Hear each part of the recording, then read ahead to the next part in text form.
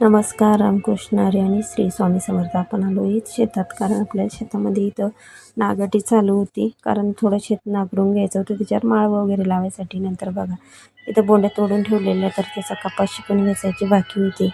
आणि इकडं मग ट्रॅक्टरनं चाललं होतं नांगरणं, कारण खूप असं कडक असल्यामुळं ते बोलले की हे रोट्या होत नाही. मग नांगरून घेतल्याच्या नंतर मग परत रोट्या झाला, कारण आपल्याला याच्यात भेंडी आणि चवळीची लागवड करायची. तर मग ते थोडं व्यवस्थितच झालं पाहिजे, त्याच्यासाठी नागटी करून घेतली. हे केलं आणि नंतर मग काय, मी शेतात होते तर म्हटलं चला आपण कापूस काढून घेऊया. तोपर्यंत आता भरपूर वेळ शेतात आहे. तर मग मी मस्त कापूस काढला, भरपूर असा बाचकीभर. तर कापूस त्या बोंड्याला निघला.